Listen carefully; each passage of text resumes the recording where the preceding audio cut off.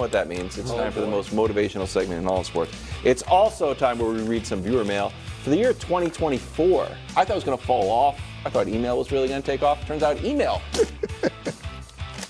Physical mail, back in a big way. Dear Wilds, love the show. Do you have any New Year's resolutions besides campaigning for Şengün to be an all-star? Well, he has 330,000 votes. He needs to catch up there. Sincerely, Don Sr. Well, Don Sr., I have some sad news to share with you. The well of creativity must constantly be replenished. And sometimes you need to say, you know what? I got to throw away something to bring something new for the new year. Today will be our last show with Cowboy Brew. I don't believe it. Unfortunately, I have not come up with a new idea.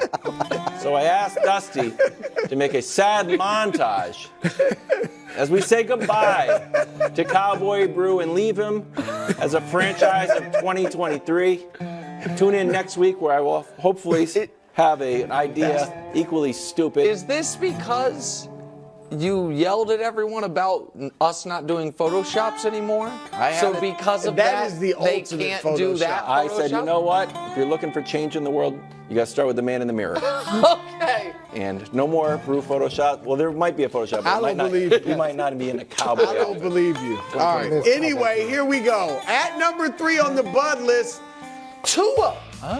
Now, people are saying, wait, they're in the playoffs. Yeah, Where's the pressure on them?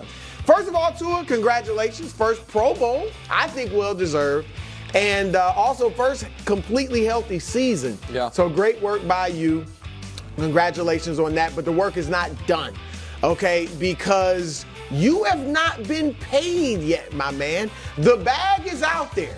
And I got to be honest, if I were running the Dolphins, I'm not fully convinced I'd be willing to give you 5 years, $275 million or whatever it's going to be. All right, I want to see another healthy season. I want to see another great season by you before I give up that money. However, the way to convince the Dolphins brass is what? A deep playoff run. You're right. A deep playoff run. And the best chance of you having a deep playoff run is to get the number 2 seed, which you need to do this weekend by beating the Bills. So, Tua, I rock with you. Rock with you. What is it? Is that better than believing? I rock with you. You guys can decipher Oh, that it's a yourself. breakdancing thing. All right, at I number missed it. Sorry. No, wait. At number 2, Trevor Lawrence. All right, now, Trevor, you may not remember, but the last time you were ensconced in a slump, I did you a favor, my man. No, I didn't bring out Bugle Boys. No, I didn't put on a blonde wig. No, I didn't give you a fancy nickname, the Prince. All I did was motivate you by putting you on the Bud list. And what happened was he came out and balled. Yep. All right, after a pedestrian start to the season, I think the first game might have been Tennessee when you threw for 2 touchdowns and ran for 2 more. So I'm doing you a favor, my man. I'm like your guardian angel. All right? What? And I protect you with tough love. All right, so here's some tough love. You got to win. You got to get in the playoffs. I don't want to hear anything about injuries. You're playing the Titans. All right, they're 1-2-3 Cancun at this point. So go out there and win. Get in the playoff. Trevor, I do believe in you. You do? Now, look, I got to be honest. I would rather see Houston and C.J. Stroud in the playoffs. They can both get in. CJ, if Houston wins, they're in. No matter what. All right. So I believe in you, Trevor. All right. At number 1, this is a double. I didn't used to have to do this when I had 5 on the Bud list, but Wilds got mad. I was getting too much time on the air. Anyway, Sean McDermott and Josh Allen. All right. And it's self-explanatory. Sean, you got to make the playoffs. You have got to make the playoffs. You got one of the best quarterbacks in the league, even if he didn't make the Pro Bowl. You got one of the best receivers in the league, even though he's been down a little bit the last few months since Stephon Diggs. And you've got maybe the biggest Super Bowl banner in your practice facility saying that's the goal. So you got to get to the playoffs. If you don't, your job could be in jeopardy. If I was running the team, it would be. All right, so now, Josh Allen, we obviously know you're not going anywhere. We're not trading you, but you are one of the best quarterbacks in the league. You got to make the playoffs, my man. All right, so I am impressed with your attitude over this last month. You've been winning games, and that's all you care about. You're not looking at, man, I'm throwing for 180 yards. Oh, man, I'm not throwing for touchdown. You don't care. I'm impressed. I'm dead serious.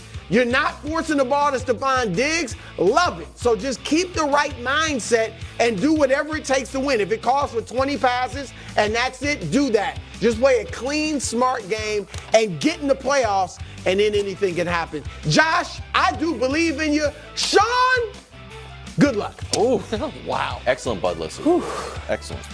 God, that is so good every week. So I don't know how Thank you do you, it. Coach. Thank You you, put Coach. together segment after segment, and it's fantastic. So hard to top that. But I'm going to talk about your favorite villain, Baker Mayfield. Oh. Okay, and Nick's not gonna like this game is very important to him. Obviously, chance to win the division. He's got a chance to have a better record than Tom Brady did. He has a chance to potentially be comeback player of the year. So all those things are incredibly important. But if there's a question as to whether or not he's going to play, it's important for other reasons. He plays 86% of the snaps, which he's at, $1 million bonus. Let's go. If they make the playoffs, $1 million bonus. And then if we can pull up this graphic, if he's either top 10 or top 5 in the NFC in any of these categories, which now everything in red he is, $300,000 each. Wow. 300, 600, 900, $1.2 million. Let's go, Big He's Show. got more than $3 million on the line. So right now he's got 3.2 million. I don't think he can catch up in completion percentage, but his salary for the whole year is $4 million, and he's got 3.2 million sitting on this game and his performance in this game. So Baker, I hope you hit it. Also, will they have to franchise you after the season? Will you get a big contract? Yeah. Franchise tag is worth $35 million. Big contract could be worth. If that's good or incredible. not. Is that pressure? That's real So, duress. here you go. You have a lot on the line, Baker. Good luck. That was good. That was excellent. That was excellent. And real quick before I go, Brew, do you think right now the Bucs are bringing Baker back? Because I do. Even if it means they have to franchise tag him, I think they're bringing Baker back. do. So I think do. he's going to get the next year money. But the fact that he could double his salary for this year, I didn't know that. That's really good. All right, I'm putting show favorite, and you guys know it pains me to do this. I'm putting Nick Sirianni on the Bud list, and you guys might say, Nick, this is unfair. The guys, look at his record, look at what he's done. You don't give him enough credit. Nick Sirianni goes on WIP every week, and I just want to give you a small taste of what Nick Sirianni, the coach of the defending NFC champions, 11-win Philadelphia Eagles. It's a 15-minute spot, but I just want you to hear what he was asked to start the interview and then to end the interview, and you see if you think I'm putting him under too much pressure. Take a listen. So when the radio hosts on your paid weekly spot are asking you, hey, buddy, you getting fired if this thing doesn't get turned around? Then maybe I'm not the one being unfair, and you might say, well, those guys are crazy. His job's totally safe. Well, maybe in most places, but quick story. Andy Reid coached there for 14 years, made the playoffs 9 times, had double-digit wins 8 times, 6 division titles, 5 conference championship game appearances, went to a Super Bowl, had 1 bad year, out of there. Then Chip Kelly comes in. He went 10-6, went 10-6 again. The 3rd year, started 6-9. Out of there before the end of the year. What about Doug Peterson? Well, he won the Super Bowl with a backup quarterback. Then the next year, made the playoffs and won a playoff game with a backup quarterback. Then the next year, made the playoffs again, and then he had a down year. Out of there. So the idea that Nick Sirianni could not, if this season ends as poorly as I think it's going to, start next year on the hot seat, of course he could. See that coming. No. Of course he could start next year on the hot seat. That's not my fault, Philly fans. That's the market, the team, and the history of coaching there. The way you said that, I thought you soft. Now, I'm not saying he'd get fired if they. There's got no beat in the chance he first gets round. fired this year. But I think he could start. I think it's definite he starts next season on the hot seat. Yeah. Like if next year were to go the way this year is trending, Yikes. yeah. I would think that. Yeah. I'm going to take a quick trip to the NBA and put Giannis on. Giannis? Giannis on the Bud list. The Bucks are 24-10. They're giving up 119 points. Played the Pacers last night and lost for the 4th time, and it's haunting Giannis. Take a listen. What?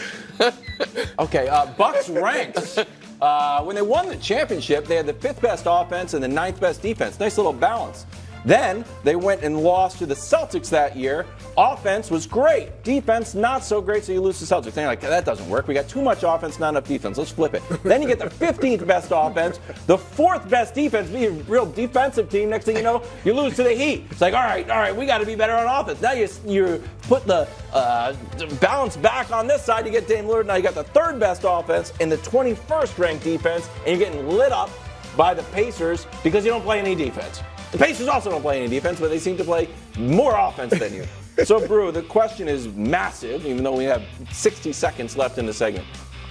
Are you confident that this Dame trade is going to yield a deep playoff run or a championship? I'm just saying deep playoff run. Yeah, I think it'll at least be a deep playoff run. Okay. But this is the thing with Dame, and we looked at it on the positive side when he went there, like, hey, this is great. He's already top 75. He's a Hall of Famer. Now he gets a ring. It's going to raise his stature even higher.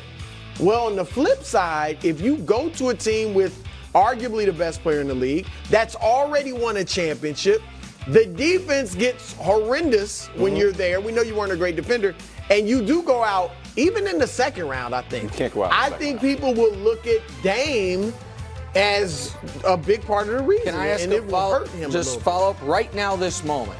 If this were to be round 2, Bucks Pacers, are you picking Milwaukee when they've lost 4 of 5 to them? I've seen a lot of times where a team got dominated in the regular season and then beat that team in the playoffs. So I still probably would go with Milwaukee, but 140. They're losing it's happened. 142 to 130. They just can't. And they were 142? talking mess. Benedict Mathurin was talking mess to Dame.